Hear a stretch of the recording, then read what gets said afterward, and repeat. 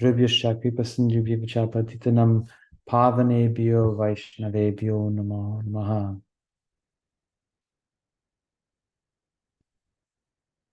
Good morning, everybody. Today we're going to be studying Srimad Bhagavatam 10:62-28 through the end of the chapter 33. So, without further ado, I'm going to read the English and then do the Sanskrit for the second. Sanskrit and English for the next verse after this one. Very agitated to hear of his daughter's corruption, Banasura rushed at once to the maiden's quarters. There he saw the pride of the Yadus, Aniruddha.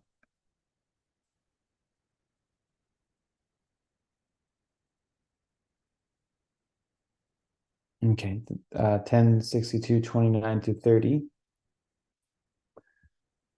And I'll just read the Sanskrit and then the translation. Kamatmajam tam bhuvanaika sundariram shyamam pashan gambaram ambujekshanam brihad bhujam kundala vishisha si smita valokena cha manditamanam divyantam akshay priyaya bin rinaya Taranga Sangastanakun Kumasrajam Bhav Vordhadanam Madhu Malikashitam Tasyagra Ashinam Aveksha Vishmitaha. Banasura saw before him Cupid's own son, possessed of unrivaled beauty, with dark blue complexion, yellow garments, lotus eyes, and formidable arms. His face was adorned with effulgent earrings and hair, also with smiling glances. As he sat opposite his most auspicious lover, playing with her at dice, there hung between his arms a garland of spring jasmines that had been smeared with kumkum powder from her breast when he had embraced her. Banasura was astonished to see all of this. Purport. Banasura was amazed at Aniruddha's boldness. The prince was commonly sitting in the young girl's quarters, playing with the dog. In the context of the strict Vedic culture, this unbelievable witness. Next verse. Translation. Seeing Banasura enter with many armed guards, Aniruddha raised his iron club and stood resolute, ready to strike anyone who attacked him. He resembled death personified, holding his rod of punishment. Purport.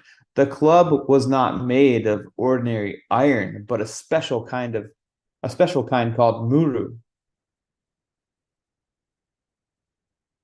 As the guards converged on him from all sides, trying to capture him, Aniruddha struck them just as the leader of a pack of boars strikes back at dogs. Hit by his blows, the guards fled the palace, running for their lives with shattered heads, thighs, and arms. But even as Aniruddha was striking down the army of Bana, that powerful son of Bali, angry caught him with his mystic Naga Pasha ropes. When Usha heard of Aniruddha's capture, she was overwhelmed with grief and depression. Her eyes filled with tears, and she wept. Purport. The Acharyas explain that Banasura could not actually capture the powerful grandson of Lord Krishna. However, the Lord's Leela Shakti or pastime potency allowed this to happen so that the events described in the next chapter could take place. Thus end the purports of the humble servants of His Divine Grace A.C. Bhaktivedanta Swami Prabhupada to the 10th canto, 62nd chapter of the Srimad Bhagavatam entitled The Meeting of Usha and Aniruddha. Om Krishna Padaya Krishna Prasthaya Bhutale Krishna Padaya Swami Tiram Om Krishna Padaya Krishna.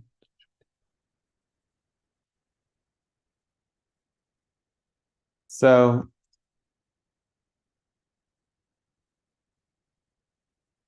this chapter I always thought was a very interesting one. Um, it's like it said, according to the Vedic customs, the general Vedic customs and rules, this interaction is highly forbidden, very conservative culture in that sense.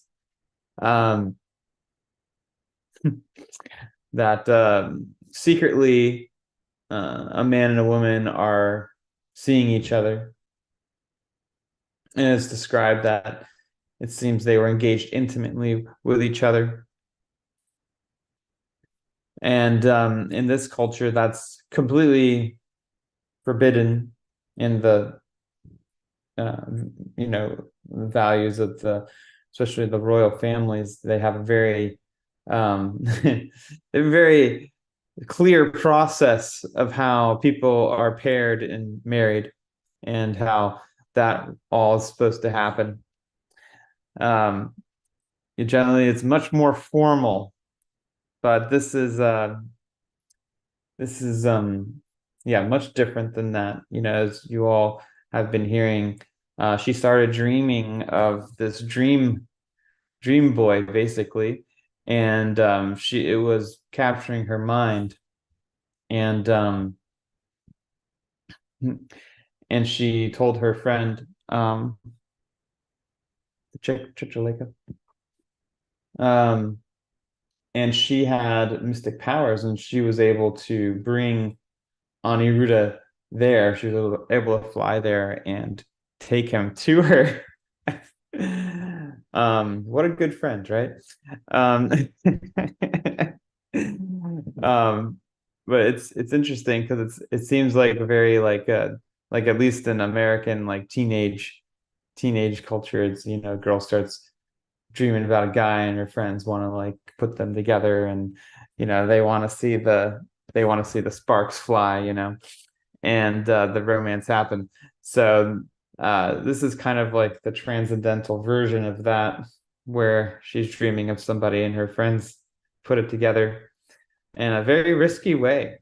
So they were in her room for many days, uh, intimately relating and playing games and just leisurely hanging out with each other.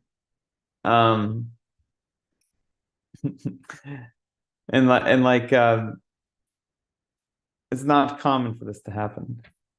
But this is not an ordinary pastime. I think it's important to well, it's not an ordinary happening, rather, it is a pastime.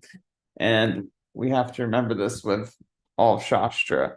And it's like in the last verse, it said that normally Aniruddha wouldn't be able to be captured, but because of the sake of the Leela Shakti and the pastime, that it was allowed.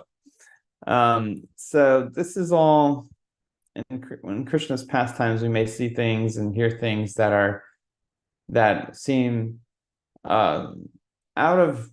It seems strange for that culture, or it seems hard to understand. But that's the beauty of Lord's pastimes. It actually helped us meditate on them. Everyone likes a good drama, right? Um, that's why people are addicted to binge watching Netflix shows and watching soap operas, and have watched like Friends over and over again for the last 20 years, because they love the drama, they love the story, they love the characters, and they meditate on those characters, and it brings them some joy. Um, but when it's Krishna, then we make spiritual advancement. So that's the uniqueness of these pastimes. I'm just gonna look over this and see. Yeah, one of the things that stood out to me was Aniruddha, just as a person. His name is in capital letters here. And he looks like Krishna. He looks a lot like Krishna. He has dark blue complexion.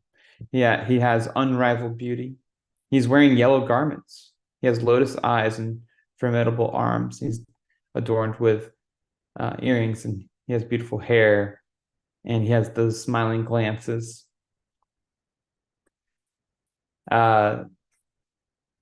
Krishna's relatives, the descendants of Krishna, are not ordinary. When Krishna comes into the world in these pastimes, they come with him. And when he leaves, they also leave with him. Aniruddha is being so closely related to Krishna is practically Krishna himself. Of course, we understand the Achintya Beta Beta Tattva philosophy, which means inconceivably one indifferent. So Krishna's associates, Radharani's associates, they're of a special category. Inconceivable, at least to me, how this all happens. But yeah, he's not an ordinary living entity. So when we hear of him relating with Usha this way and whatnot, it's like, what? This seems immoral, right? It doesn't make any sense in the mind, right? It's immoral. It doesn't match up with the general theme of society at that time and the rules and regulations. But that's what makes this outstanding. That's what makes this special. And we can't look at it with material eyes. The Lord and his associates are not, they don't have to follow those rules. We're so accustomed as humans and are conditioned for thousands and thousands of years of our history and our condition and whatnot that we typically see things in a very small way. We we tend to compare ourselves to others. We tend to compare ourselves to God. We tend to compare ourselves to, or try to see things that are outstanding from our own perspective and try to relate it to our own experience. But we can't really do that. We're so small, and our experience is so small compared to a transcendental world or a transcendental pastimes. And just the fact that we're able to get a glimpse into these pastimes is incredible. Think about it. Like, not too long ago, none of this was not available to us. Even in India, even though these stories have been there for a long time, not, in a pure way, they were not as accessible as they are now. And what to speak of around the world and America, New York City, Florida, Los Angeles, and we're able to come from backgrounds which aren't really even adept to Vedic culture, and we're able to read this and we're able to get a glimpse into the spiritual realm. And that's Krishna's mercy. That's Lord Chaitanya's mercy. That's Srila Prabhupada's mercy and his disciples' mercy on us. Of course, they are the ones that translated all this work. And so it's their mercy that we're able to get into, or get a glimpse into the spiritual realm.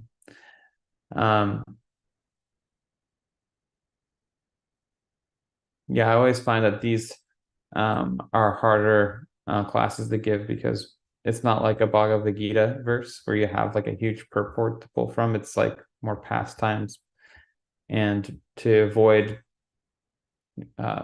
being redundant to other speakers or whatnot, I did want to read a Bhagavad Gita verse because it stuck out to me from reading this. And I think it really brings us back to the purpose of reading the scriptures, trying to practice bhakti and become a devotee of Krishna. And it's 1865 Bhagavad Gita. Man mana bhava mad bhakto mam yaji mam namaskaru mam evaisyashi satyam te pratijani priyosi me. Always think of me, become my devotee, worship me, and offer your homage unto me. Thus you will come to me without fail. I promise you this because you are my very dear friend. In the purport, the most confidential part of knowledge is that one should become a pure devotee of Krishna and always think of him and act for him. One should not become an official meditator. Life should be so molded that one will always have the chance to think of Krishna. One should always act in such a way that all his daily activities are in connection with Krishna. He should arrange his life in such a way that throughout that 24 hours, he cannot think of anything but Krishna. And the Lord's promise is that anyone who is in such pure Krishna consciousness will certainly return to the abode of Krishna, where he will be engaged in the association of Krishna face to face. This most confidential part of knowledge is spoken to Arjuna because he is the dear friend of Krishna. Everyone who follows the path of Arjuna can become a dear friend to Krishna and obtain the same perfection as Arjuna. So when we read this verse here, when Krishna says, I promise you this because you are my very dear friend, he's actually talking to us, not just Arjuna, which is amazing to think. Like, think about reading this verse right here and just think, this is Krishna talking to me. How incredible is that, and how intimate is that? But yeah, this first part of the purport here, I mean, everything is there. And then this is in complete relation to reading this part of the Bhagavatam and reading these outstanding stories that blow our mind. And hearing about Aniruddha and hearing about his relation with Usha, and then Aniruddha trying to take everyone down. He's trying to come after him with his incredible club made of the special steel, the Muru steel. And we're reminded of Krishna in this. Even thinking about Aniruddha, we're thinking of Krishna because he looks like Krishna. And the whole point, what's the whole point? The whole point is to become completely entranced by Krishna by thinking of him 24 hours. So I'll read the second part of the purport. These words stress that one should concentrate his mind upon Krishna, the very form with two hands carrying a flute, the bluish boy with a beautiful face and peacock feathers in his hair. There are descriptions of Krishna found in the Brahma Samhita and other literatures. One should fix his mind on the original form of Godhead, Krishna. One should not even divert his attention to hear other forms of the Lord. The Lord has multi-forms as Vishnu, Narayan, Rama, Varaha, etc. But a devotee should concentrate his mind on the form that was present before Arjuna. Concentration of the mind on this form, on the form of Krishna, constitutes the most confidential part of knowledge. And this is disclosed to Arjuna because Arjuna is Krishna's most dear friend. So we're also aspiring dear friends of Krishna. We're, like it says in the first part of the purport here, this most confidential part of knowledge is spoken to Arjuna because he is the dear friend of Krishna. Everyone who follows the path of Arjuna can become a dear friend of Krishna and obtain the same perfection. So Krishna's talking to us. He wants to have a relationship with us. He wants that more than even we want that. And that's hard to think because we live in a world where it seems, at least to me, the leadership of the world, who are the people who are, powerful and in charge, don't want to connect with the people. They have their own agendas and whatnot. And even if they say they do they really? They don't deliver, really. Most people are unhappy with governments and leaders. But Krishna's way beyond that. We're disappointed by that kind of leadership in this world, but Krishna doesn't disappoint. Krishna fulfills our desires for having a real friend, and someone who's so incredibly powerful and outstanding and inspiring, and I mean, he's Krishna. He has everything, and would be the ideal person to know from all angles of vision. Like, Krishna wants to be our friend more than we want. Even we will have a desire. And you know I grew up with a lot of role models in music and arts and bands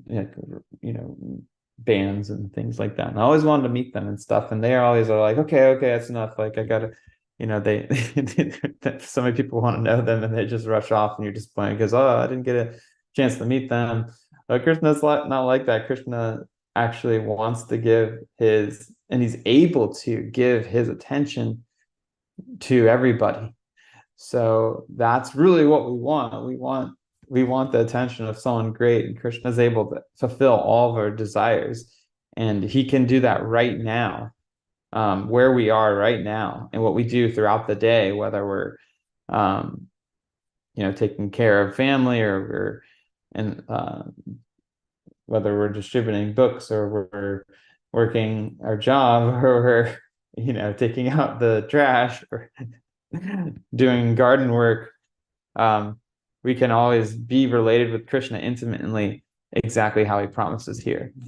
So we have wonderful opportunity, and obviously we've come into contact with the Hare Krishna movement through the chanting of Hare Krishna. It's the flute song of Krishna manifest in this material world, the Hare Krishna mantra. So we've been called to Krishna from the mantra, and we have the greatest opportunity to connect with Krishna at any moment by chanting Hare Krishna. And so throughout the day, whatever we're doing, we can always chant Hare Krishna. Any moment, we can literally, if we want to connect with Krishna, we can sit down or walk or whatever, we can just chant Hare Krishna and be connected with him, or think about his pastimes. We can think of Aniruddha and think of Krishna. We can think of any of these pastimes that we read about. We can think of Krishna. They're all in relation to him. So that's the whole point of all this. The whole point is to absorb our mind in Krishna, and all the lessons learned along the way, all the rules and regulations, all the detailed stuff is to bring us there. And so we can't forget that the whole reason of us chanting and the whole reason of us following some rules and whatnot, that's all to help us. That's all to bring us in contact, things that we should avoid, things that we should do. That's all to help us. It's not just some rules that we arbitrarily follow just for the sake of following it. Like it says in Upadeshamrita, that's not gonna help us devote. Like, that's not gonna help us become devoted. That's not gonna help us progress. Doing things just because we think we should do them. We have to have deep realization that we do this because of this. We have to have a purpose. We have to have a why. And always remember that why. Why are we here? Why are we doing this? Why are we reading this? Why are we chanting this? It's because we want to connect with Krishna. We want to be absorbed in Krishna consciousness, because that's really the only way we're going to be happy in this world. And once we have that, and once we're on that path, we help other people, and we share that knowledge with others and bring them to bhakti center, or we bring them to our house, or we feed them. I mean, just invite someone over for dinner. Simple as that. Most people are totally open to come over to your house and have dinner, no matter who they are. Especially if you're a good cook. So yeah, have people over and share your house with them. All of our homes are temples. We create an atmosphere. People come in, they can actually feel the uniqueness and the spiritual potency of our homes. And so it's simple as that. It doesn't have to be rocket science. We just share Krishna consciousness by being who we are, and by absorbing ourselves in Krishna consciousness, people will see that they'll see a difference in us than other people, and they'll be curious, and those who are sincere will ask questions, and that gives us opportunity to share. And I think that's the secret, in my opinion, is to get, when you have a relationship with someone, to get to the point where they start asking you questions. And once they start asking questions, then they're way more receptive than you just, telling them things. I mean, there's nothing wrong with sharing what you're into and what you do, but the door really opens when people show interest by asking a question. And that is, those questions and answers are basically the whole scripture. If you look through all the scripture, what is it? Mostly questions and answers between sages, or Arjuna and Krishna talking, and Arjuna's asking questions and Krishna's answering. That is, this is really, this is really the essence of sharing spiritual knowledge: questions and answers. If we don't have any questions, then we're not open to any answers. And if someone that we're trying to share Krishna consciousness to, if they don't have any questions, then, if they don't have that in their mind or whatnot, it's hard to share. They're not open to hear. So, but there are lots of people who have questions and they want answers, because we live in the material world and it's a confusing place. Yeah, it's a confusing place. There's so much information out there, and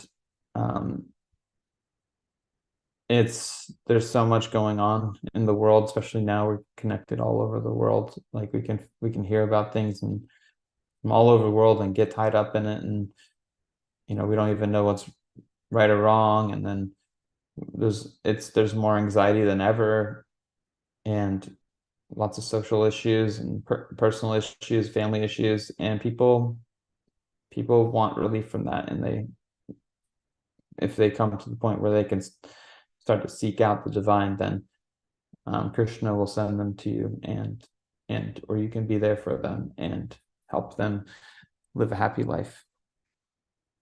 So, Hare Krishna, I'll end there. And if there's any comments or questions, I would be happy to hear them.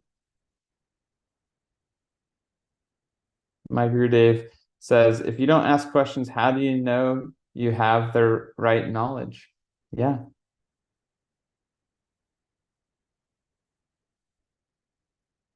We don't know. Okay, I see a hand from Temple Room. Hare Krishna, Bhajananda Prabhu. Very nice to see you. Thank you for giving class.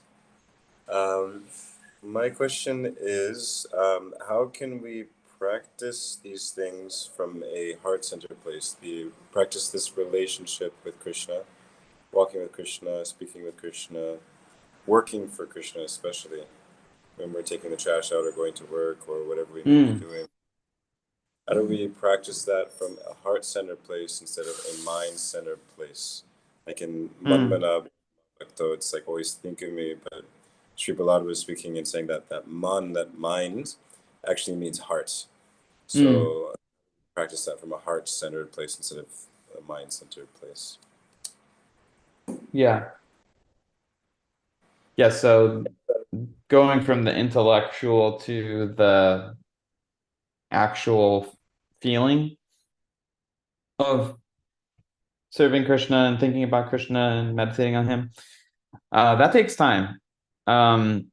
Because we have to develop love. So there is knowledge, jnana and vijnana. So knowledge is what we read, what we hear, and this is what basically this whole class is it's knowledge, it's discussion, it's intellectual, it stimulates the mind and we become interested to hear and whatnot. But that knowledge has turned into vijnana. And vijnana is realization. And that's basically when we become wise from hearing the knowledge and we embody that in our life. So that is when the feeling begins. That's when we get that vijnana through it could just be through living life or hearing, even it can happen, but really it takes some time to develop that vijnana. Especially in this day and age, it says in Srimad Bhagavatam that in Kali Yuga, the inhabitants of this planet are slow. What is it? They're slow. They're dull. Manda sumanda matayo. We're slow to learn, so it takes us some time. But we can through regular practice start to develop that love. It just happens naturally because we're going to be around other devotees who love Krishna, who have that developed on a higher level than us, and it'll rub off on us just like anything. Your association, the people you surround yourself with, is very powerful. And when we're around people, and when we study and when we chant, that will come over time. It's hard. It's a funny thing because you're saying, how do we take that from the mind to the heart? And it's like we're trying to intellectualize it, but really it's something that happens. It's just like if you fall in love with somebody, it's something that happens. It's something that maybe they say love at first sight, but really there's not really. I mean, anyway, that's a whole other discussion if that's true or not. But like the whole idea is like, yeah, you may have potential love at first sight and you may like intellectualize it, but like it takes time to actually fall in love and feel that, and think of those people, think of that person, in a deep way. So I think I hope that makes sense. It just takes time, and we really have to embody what we hear. It's not just like for us to read, like it's not like reading Harry Potter or something like that and just be like, oh, I love that story. It's a great story. This is something that becomes real in our life when we read it and when we study it and when we practice, it actually becomes part of us. Jamuna Jaya, Hare Krishna. I see your hand. Hare Krishna, thank you for a wonderful class. I love your giggle whenever you laugh. Like that. Oh no, you're gonna start a giggle. A I'm a chain giggler reaction. I'm a giggler myself, so it's okay. I just wanted to Mandahar's question just reminded me of something that my Gurudev said really recently and then you spoke in it, but so my Gurudev was recounting that he's a like literally a childhood friend. He's known him since childhood, and so they know each other deeply. But recently, the childhood friend has taken on a service for Gurudev, doing some editing. And he was talking about how the service deepened the relationship because I always knew him, but now because he's doing some service for me, he's getting to know me in a way even better. And to Mandar's question about moving from mind to heart, I feel like it's a loop. The more we serve, then I want to serve better. To serve better, I have to know who I'm serving better. And then once I know who I'm serving better in terms of Krishna, then oh, how wonderful is Krishna? And then I relationship. So I want to serve and I want to serve better. So I want to know better. So I was thinking it's like this loop that service can begin. I want to serve better. I have to know you. Once I know you, holy cow, you're God. How wonderful. Then let me serve you. So it seems like this is cool loop that goes on. So it just made me think of that. Hare Krishna.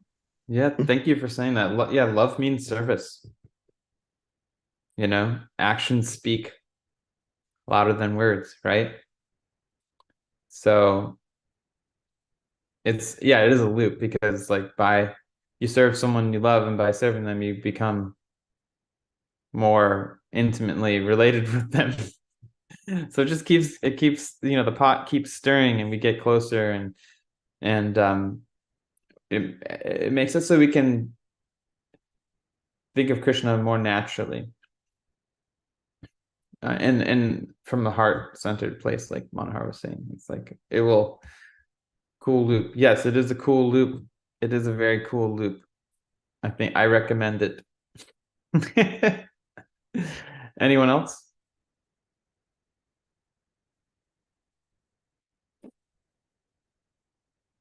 Okay, I see.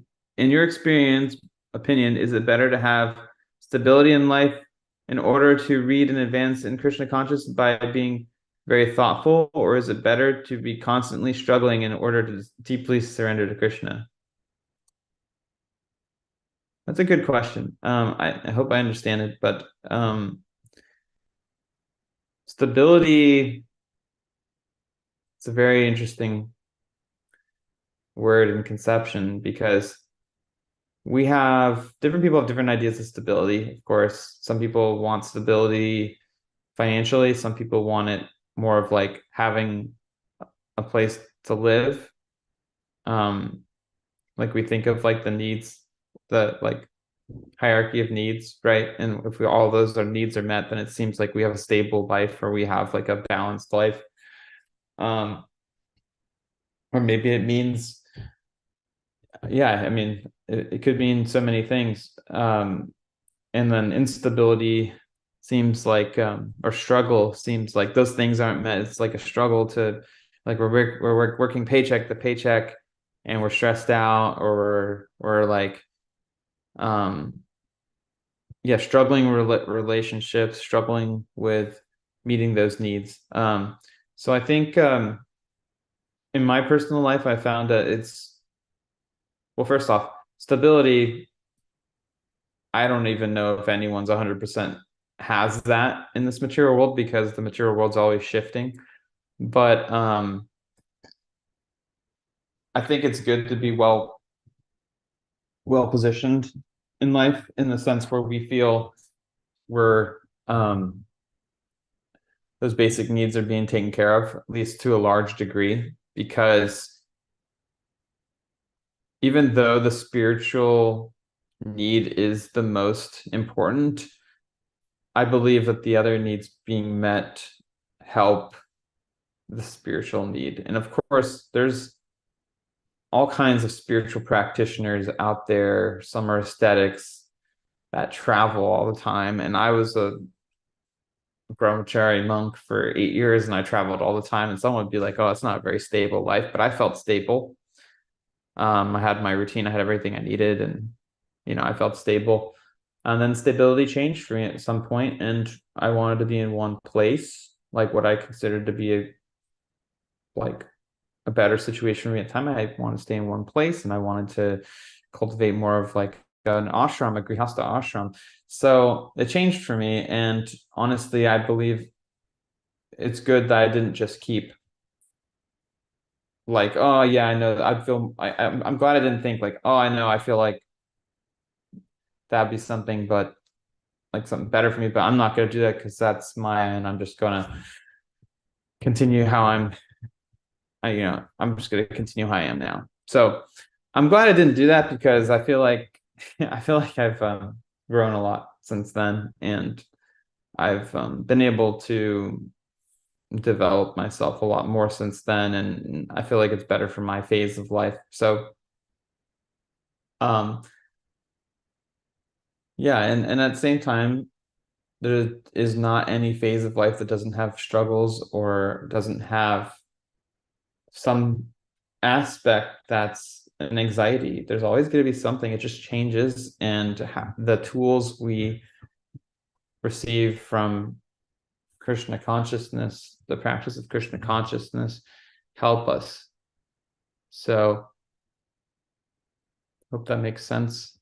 And I know that there's probably tons to say on this because there's so many insights and perspectives, but I think, overall it is good to have a good deal of stability, at least. Just so we're well positioned. If you don't have a place, most people, if they don't have a stable place to sleep at night, it's really hard for them to have a routine and make advancements. So if we can help, if we can get to a place where we aren't in anxiety about the basic needs, then we can, have the space to practice Krishna consciousness and be peaceful. Yeah. That's my take, at least. Thank you, Brajananda Prabhu. We can meditate on our founder Acharya, Srila Prabhupada. He would travel all over the place, but what was steady was his sadhana and his preaching and his care for the devotees. Those things were steady as a rock. Yeah, he had the internal stability. Right. Bhima Prabhu.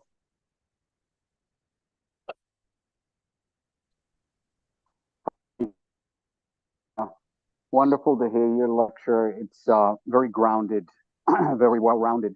Though I'd like to respectfully disagree. There's no man that is an atheist in a foxhole. And calamities. I'm only going to speak from personal experience throughout my day, that when something happens, and I live a bit of a calamitous life, but I can't imagine other people who live more so. And I don't mean to be political here, but no one hears the call of God's name more sincerely and more vehemently than in Palestine. And these calamities that we go through, which are necessary in this world, we're being churned, we're being consumed by time. And, when we are aware of that, and we have a little bit of an inclination towards Krishna and understanding deeply that foundational connection with the Lord of our heart, then that is when we call out sincerely. So can do a nice, and I've had both stabilized sadhana program, waking at such and such a time every day, like the grain of minerals in stone. One can have a very strict sadhana life, or one can be hurled through their moment to moment in life and death situations, and the life and death situations and that sincereness held, like Draupadi, like Prahlad. There's a reason why the Bhagavatam is full of calamities, and that is because Krishna's getting us used to it, getting us realizing that when we are in it, then that's the time that we, abandon this attachment to our own body. We abandon our attachment to this world, which, quite frankly, if you have any knowledge of it and you're not ignoring what's going on around you, is in a state of a constant calamity. And it's only the person who turns their head away and concentrates on themselves or on their day-to-day activities and making sure that their timing and their hours spent, in scheduled lives, that may be fine to get you grounded. But there's only one grounding, and that is in calling out sincerely Krishna's name when everything in this world becomes undone. And everything will in this world become undone for each and every one of us at one point in time. So I just wanted to say that in juxtaposition to whether our life should be stable or not. Our life should be whatever Krishna wants it to be. And if we pay attention, our life is not very stable at all. Hare Krishna. Hare Krishna. Yeah, I don't disagree with that. So that's why I said there's many perspectives to look at. Stability is so relative, you know. It's very relative because really we're in the material world. It's always moving. I remember one devotee once shared. He said, "Please, dear devotees, make sure that you do not trade organic cottage cheese for the association of the devotees." In other words, you may have choices to live in a serene, organic environment, but isolated from the devotees, or you can live in a hectic city, dirty, expensive, dangerous, but in the association of the devotees. And Krishna will make up for the inconvenience that we take up for him. That's Vaisheshika Prabhu's words. He was presented with the choice whether to live near the airport or further away, but in a nicer place. So he went with the airport, and Krishna made up for the inconvenience for some instability. Yeah. Where he lives now, right? Yeah. Yeah. He lives near the airport. I used to live down the street from him. Cool. So when you say his house, I'm picturing eating scones in his backyard with him. The first time I went there. Doesn't get any better than that. No, and he's very close to the airport. Does he talk about Krishna while eating scones in the backyard?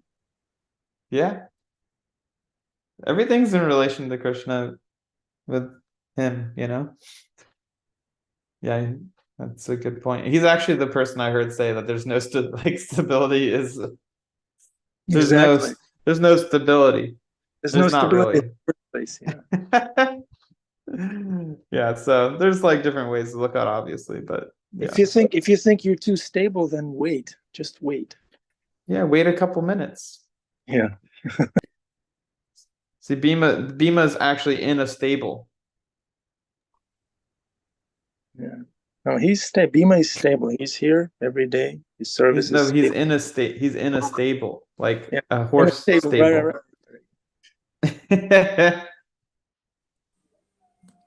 But now he's outside, so now it's unstable.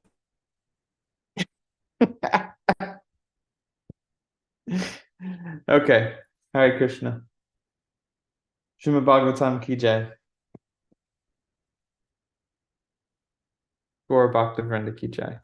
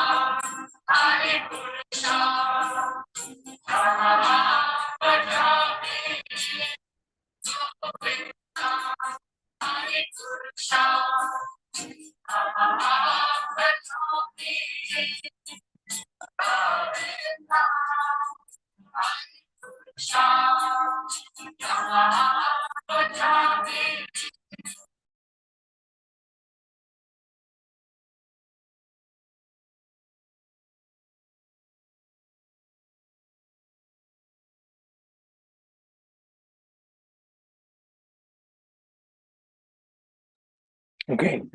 Hare Krishna, Hare Krishna. So good to be with you all, dear devotees. Hare Krishna. Anyone wants to speak?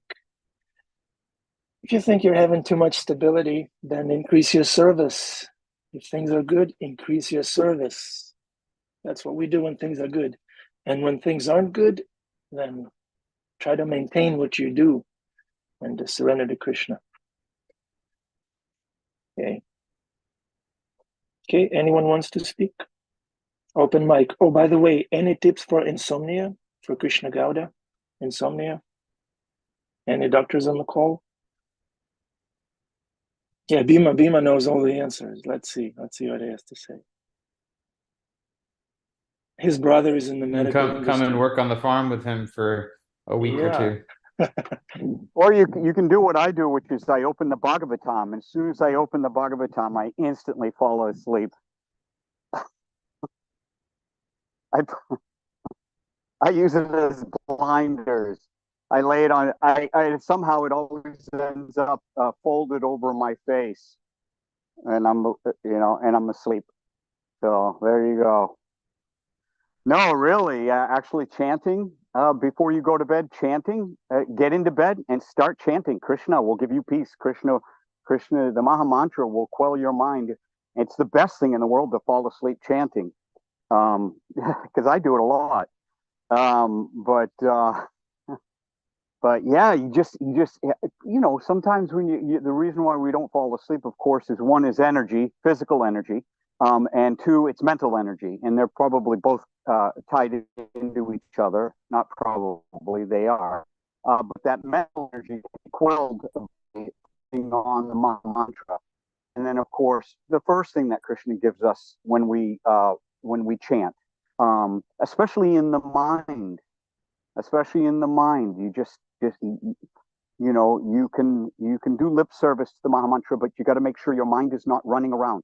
There was a movie once, Last of the Samurai, I think, and when the main character could not master the technique of the samurai sword fighting, the instructor said to him he had too many minds. He had too many minds. So the mind is not our friend if it's keeping us up at night. So if you can, as Bhaktisiddhanta Saraswati Thakur said, beat your mind with a shoe in the morning and with a broomstick at night. And what he meant by that is you beat it with Krishna's name. You chasten, you tame them with the Maha Mantra, and that will help you with your insomnia. Just chant Hare Krishna. Thank you, Prabhu. Krishna Gauda, you should try it and report back tomorrow. Please, we want to hear if that worked. Okay. Any other? Maybe you'd like to share something or reflect or just say something wonderful and just wish everyone a good day. You want to do that? Then I'll I do just that. wanted to, Oh. I wanted to chime in, whenever you travel, it's always interesting that you find Krishna everywhere. So, of course, I'm in Santiago, Chile. So, of course, they have a temple. So I went there when I arrived on Monday. But yesterday, after I finished my work that I'm doing here, had my bead bag and I was walking through their open market and I hear a voice say, Hare Krishna. And I turned around and there is a devotee who is selling prasad, his vegan goods, in the middle of the most touristy part of Santiago by this great thing. And we communicated over Google Translate. And it was just I walked away thinking, there's Krishna again, going, I'm everywhere. You may be far away from your usual association, but not even at the temple, just in the most, it's like their Times Square, the most touristy place.